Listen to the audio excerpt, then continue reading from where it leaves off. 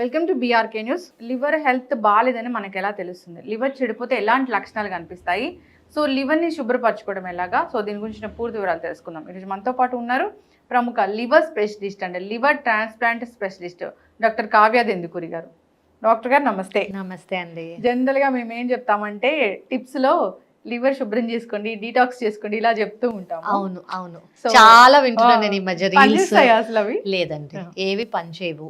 ఒకటి మంచి detox liver కంటే ఏంటంటే మనం డీటెయిల్ గా తర్వాత మాట్లాడుకోవచ్చు. ఫాస్టింగ్. సో ఇంటర్మిటెంట్ ఫాస్టింగ్ మీరు వినే ఉంటారు. సో లివర్కి మంచి అంటే లివర్ చేసే పని నుంచి లివర్కి కొంచెం రెస్ట్ ఇవ్వటం అనమాట. సో మీరు ఫాస్టింగ్ స్టేజ్లో ఉన్నారనుకోండి, దానంతది అదే యాక్చువల్లీ లివర్ ఫంక్షనే డీటాక్సిఫికేషన్. మనం కొత్తగా బయట నుంచి ఏం చేయక్కర్ల దాని గురించి. One of the major functions లివర్ది ఏదైతే చెడు ఉందో, అంటే ఏదైతే బాడీకి అవసరం లేదో దానంతట అదే డీటాక్సిఫై చేసి బయటికి పంపించేస్తుంది. మనం బయట నుంచి ఏం కొత్తగా ఇచ్చి చేయమని చెప్పక్కర్లేదు. అసలు లివర్ హెల్త్ అనేది ఎందుకు పాడవుతుంది? లివర్ ఎందుకు చెడిపోతుంది? సో ఇది చాలా వాస్ట్ అండి.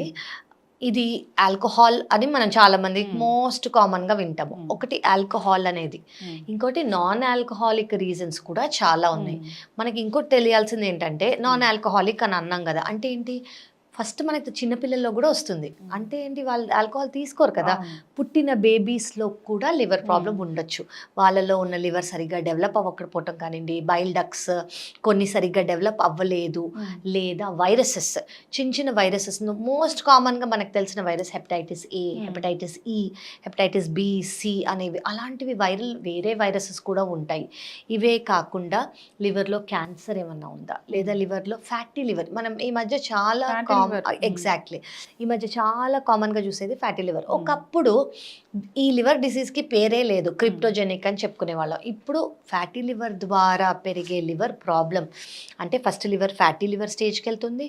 ఆ స్టేజ్లో కూడా మనం ఏం చేయకపోతే ఫైబ్రోసిస్కి వెళ్తుంది. ఫైబ్రోసిస్ స్టేజ్లో కూడా ఏం చేయకపోతే లివర్ సిరోసిస్కి వెళ్తుంది. సిరోసిస్ అంటే పర్మనెంట్ లివర్ డ్యామేజ్. సో ఇది మనకి alcohol, non alcohol, viruses, uncontrolled sugar కానివ్వండి, ఒబెసిటీ కానివ్వండి, బరువు అనేది ఎక్కువ ఉంటే, కొలెస్ట్రాల్ కానివ్వండి, అలా చాలా రీజన్స్ అనేవి ఉంటాయన్నమాట.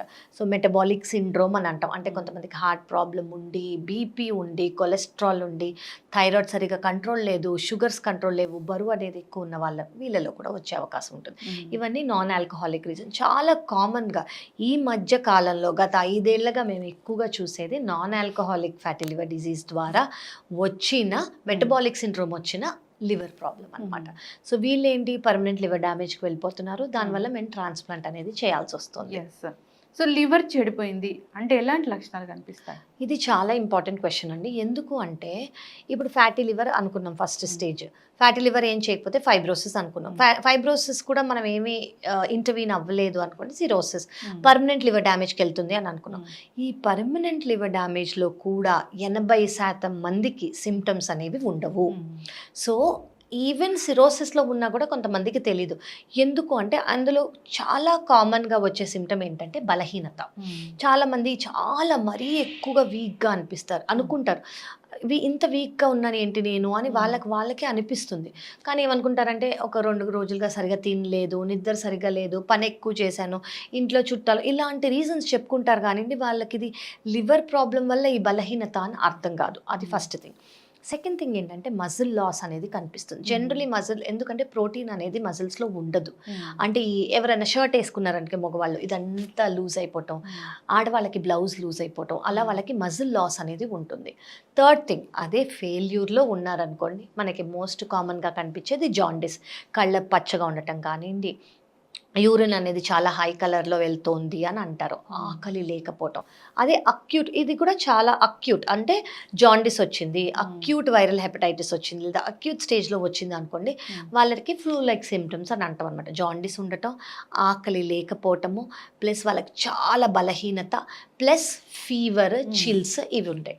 అదే క్రానిక్ లివర్ డిసీజ్ అనుకోండి, లివర్ అనేది ఫెయిల్ అయిపోయింది అనుకోండి, పొట్టలో నీరు చేరుకోవటం, కాళ్ళల్లో నీరు చేరుకోవటం, కొంతమందికి బ్లడ్ వామిట్ వామిటింగ్ లేదా బ్లాక్ కలర్ మోషన్, యూరిన్ అనేది ఎఫెక్ట్ అవుతుంది, కిడ్నీ అనేది లివర్ ప్రాబ్లం వల్ల ఎఫెక్ట్ అవుతుంది కాబట్టి యూరిన్ తగ్గిపోవటం, కొంతమందికి ఎన్కెఫలోపతి అంటే చిన్న చిన్న విషయాలు మర్చిపోవటం, నైట్లో నిద్ర తక్కువ, పొద్దున ఎక్కువ, ఎక్కడున్నాను సడన్గా ఎక్కడున్నాను వాళ్ళకి గుర్తురాదు, లేదా నిన్న నైట్ ఏం చేశాను, నిన్న నైట్ ఏం తిన్నాను గుర్తురాదు, ఇలాగా. అండ్ మనకి చాలా ఇంపార్టెంట్గా తెలియాల్సింది ఏంటంటే సిరోసిస్ అనేది ఉందంటే అందరూ ఆ సిరోసిస్ ఉంది ఇప్పటికి బాగానే ఉంది అని చాలా మంది దాన్ని వదిలేస్తారు.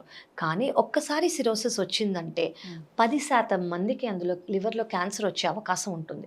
సో ప్రతి 6 నెలలకి మీరు హెపటాలజిస్ట్ చూసి blood test, CT scan, endoscopy స్టేజ్ని బట్టి చేసుకోవటం life long is very very important. ఎందుకు 6 నెలలకు ఒకసారి చేసుకోవాలి అంటే, ఫర్ ఎగ్జాంపుల్ క్యాన్సరే ఉందనుకోండి, 6 నెలలకు ఒకసారి చేస్తే ఏమవుతుందంటే మనం అర్లీ స్టేజ్లో డిటెక్ట్ చేస్తాం దాన్ని అర్లీ స్టేజ్లో డిటెక్ట్ చేస్తే దానికి ఫుల్ ట్రీట్మెంట్ ఇస్తాం. అదే ఈ రోజు సిరోసిస్ డిటెక్ట్ అయింది, వాళ్ళు 3 ఏళ్ల తర్వాత వచ్చారనుకోండి, మధ్యలో ఎప్పుడైనా ట్యూమర్ వచ్చింది అనుకోండి, అది లివర్లోనే ఉంటే మనకు 100% ట్రీట్మెంట్ లివర్ ట్రాన్స్ప్లాంటో లేదా ఆ భాగమో తీసేసి మనం సర్జరీ చేయొచ్చు. కానీ లివర్ బయటికి స్ప్రెడ్ అయింది అనుకోండి, మనం ఫుల్ ట్రీట్మెంట్ ఇవ్వలేము. సో బేసికలీ సిమ్టమ్స్ ఏంటంటే 80% మందికి ఉండదు, కానీ కొంతమందికి బలహీనత, వెయిట్ లాస్, ఆకలి లేకపోవటం, జాండిస్, మరీ ఫెయిల్యూర్ అయితే ఆ సిమ్టమ్స్ అనేవి ఉంటాయి.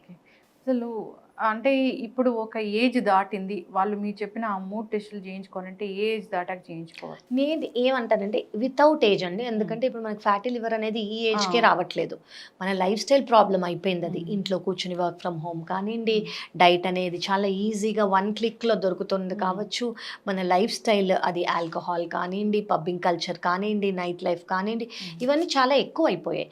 సో ఈ ఏజ్ వాళ్ళే నేను అనట్లేదు, 1 ఇయర్కి ఒకసారి just normal liver function test, viral panel, ఒకసారి వైరల్ ప్యానెల్ చేశారు అది నెగిటివ్ వచ్చిందంటే మళ్ళీ చేయక్కర్లా, లివర్ ఫంక్షన్ టెస్ట్, అల్ట్రాసౌండ్ చేస్తే సరిపోతుంది. బేసిక్గా లివర్ ఎలా ఉందని మనకు అర్థమైపోతుంది ఈ పారామీటర్స్లో.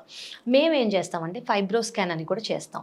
ఫైబ్రో స్కాన్ అనేది ఏంటంటే, ఇప్పుడు ఫ్యాటీ లివర్ ఉందనుకోండి, మనకైతే అల్ట్రాసౌండ్లో తెలుస్తుంది, కానీ ఎంత ఫ్యాటీ లివర్ ఉంది, ఒక రేంజ్ కన్నా ఎక్కువ ఉందా, దీనికి ట్రీట్మెంట్ ఇవ్వాలా లేదా వదిలేయచ్చా, డైట్ మోడిఫై చేస్తే సరిపోతుందా అనేది మనకి ఫైబ్రో స్కాన్లో తెలుస్తుంది. ఫైబ్రో స్కాన్ కూడా ఒక అల్ట్రాసౌండ్ ప్రొసీజరే, అది కూడా మనం స్కాన్ చేసినట్టే, నొప్పి అనేది ఏమీ ఉండదు, వితిన్ 4 to 5 minutes మనకి రిజల్ట్ వచ్చేస్తుంది. దాన్ని బట్టి మేము ట్రీట్మెంట్ ఇస్తాం. అది 3 నెలలు అవసరమా ట్రీట్మెంట్, 6 నెలలు అవసరమా. దీని అడ్వాంటేజ్ ఏంటంటే ఫ్యాటీ లివర్ అనేది ఇప్పుడున్న మెడికేషన్స్ ద్వారా కంప్లీట్గా మనం రివర్స్ చేయొచ్చు.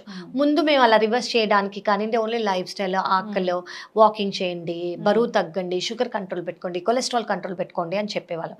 ఇప్పుడు ఏంటంటే ఉన్న మెడికేషన్స్ ద్వారా అఫ్కోర్స్ అండర్లైన్ దేనివల్ల అయితే ఫ్యాటీ లివర్ వచ్చిందో అది ఆపుతూ, అది కంట్రోల్ చేస్తూ ఈ మెడికేషన్స్ తీసుకోవాలి. 100% లివర్ అనేది నార్మల్ అవుతుంది. మరి మీరు లివర్ ట్రాన్స్ప్లాంట్ స్పెషలిస్ట్ అయితే, ట్రాన్స్ప్లాంట్ అయిన వాళ్ళందరికీ కూడా అంటే అందరూ కూడా నార్మల్ లైఫ్ లీడ్ చేస్తారా? అన్నీ కూడా సక్సెస్ అవుతాయా? 100% అండి. అసలు మనం ఇంత మేజర్ సర్జరీ చేసేదే వాళ్ళకు ఒక సెకండ్ లైఫ్ ఇవ్వడానికి. ఓకే, ఇప్పుడు అందరికీ సక్సెస్ అవుతుందా అంటే, మనం ఎవరికి చేస్తున్నామో, ఏ కారణం వల్ల చేస్తున్నామో, ఏ ఏజ్లో చేస్తున్నామో, ఇది చాలా ముఖ్యమైనది. సో మేము ప్రతి వాళ్ళకి ప్రీ లివర్ ట్రాన్స్ప్లాంట్ ఇవాల్యుయేషన్ అని ఒకటి చేస్తాం. అంటే ఏంటంటే, మీకు ఈ ప్రాబ్లం ఉంది, సో మీరు లివర్ ట్రాన్స్ప్లాంటేషన్కి ఫిట్టా కాదా అని మేము ఒక చేసే టెస్ట్. అందులో heart doctors, lung doctor, anaesthesia doctors, మేము అందరం కలిసి చూసి ఓకే ఈ పేషెంట్ ఫిట్ అని మాకు తెలుస్తుంది. అదే ఈ ఇవాల్యుయేషన్లో మాకు ఫిట్నెస్ లేదు, ఇందులో ప్రాబ్లం ఉంది, అందులో ప్రాబ్లం ఉంటే వాటిని కరెక్ట్ చేసి ట్రాన్స్ప్లాంట్ చేస్తాం. లేదు ఈ ప్రాబ్లం ఎక్కువ ఉంది, రిస్క్ అనేది చాలా ఎక్కువ ఉంది అంటే దాన్ని బట్టి మేము చెప్తాం అనమాట, మీకు ఇంత రిస్క్ ఉంది, మీరు లివర్ ట్రాన్స్ప్లాంట్ చేసుకుంటే రిస్క్ ఇంత, చేసుకోకపోతే రిస్క్ ఇంత అనేది కూడా మేము చెప్తాం. సో ఇదంతా మనకి ప్రీ లివర్ ట్రాన్స్ప్లాంట్ ఇవాల్యుయేషన్లో తెలిసిపోతుంది. లివర్ ఇచ్చిన వాళ్ళు కూడా నార్మల్గా ఉంటారండి, ఇది అందరికీ తెలియాల్సిందే. లివర్ డోనర్ అంటే ఒక నార్మల్ మనిషి, ఆయనకి ఏ ప్రాబ్లమ్స్, ఆవిడకి ఏం ప్రాబ్లమ్స్ లేకుండా మా దగ్గరకు వస్తున్నారు. ఫస్ట్ వాళ్ళకన్నా ఎక్కువ మాకుంటుంది. ఓకే, నార్మల్ మనిషి వస్తున్నారంటే వాళ్ళకి నార్మల్గానే బయటికి పంపించాలి.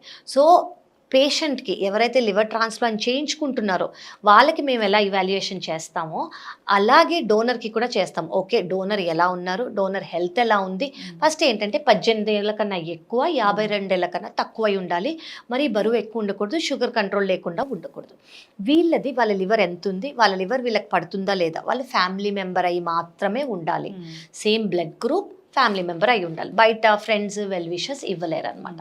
సో వాళ్ళకి ఇవాల్యుయేషన్ చేస్తాం, వాళ్ళు ఎలా ఉన్నారు, వాళ్ళకి స్కాన్స్ బ్లడ్ టెస్ట్ అన్నీ చేసి ఓకే వాళ్ళకి లివర్ ఇస్తే వాళ్ళు బాగానే ఉంటారు అని అనుకుని జనరలీ 5th లేదా 7th డే డోనర్ని మేము డిశ్చార్జ్ చేస్తాం. ఈ ఇవాల్యుయేషన్ చేసేటప్పుడు మాకే డోనర్కి 1% రిస్క్ ఉందన్నా కూడా మేమే వద్దంటాం. సో వాళ్ళకి లైఫ్ రిస్క్ అనేది 0, లైఫ్ రిస్క్ అనేది డోనర్కి ఉండదు. రెస్ట్రిక్షన్స్, ఇది తీసుకోకూడదు, ఇది చేయకూడదు, ఇది తినాలి, అది తినద్దు అని ఏముండవు. మాత్రలు అనేవి ఏమీ ఉండవు.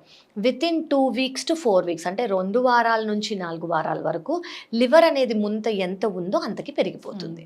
సో లివర్ అనేది రీజనరేటివ్ ఆర్గన్ కాబట్టి వాళ్ళకి డోనర్కి normal. So normal life, restriction లేదు, మెడికేషన్స్ లేవు.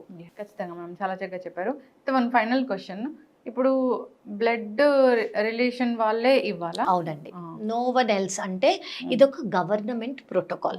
గవర్నమెంట్ ప్రోటోకాల్ ప్రకారం ఫ్యామిలీ డోనర్ అయి ఉండాలి, 18 ఏళ్ళ కన్నా ఎక్కువ అంటే మేజర్ అయి ఉండాలి, మన సర్జికల్ కాంప్లికేషన్స్ లేదా వేటివి రాకూడదు, యాక్సెప్ట్ అవ్వాలి డోనర్ బాగా. కాబట్టి 50 to 52కి మేము కట్ ఆఫ్ చేస్తాం అనమాట.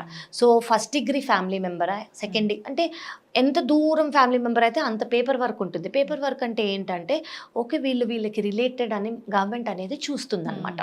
ఓకే రిలేటెడ్ పర్సనే ఇస్తున్నారు అని తెలియడానికి మనకి family member same blood group అయ్యి ఉండాలన్నమాట.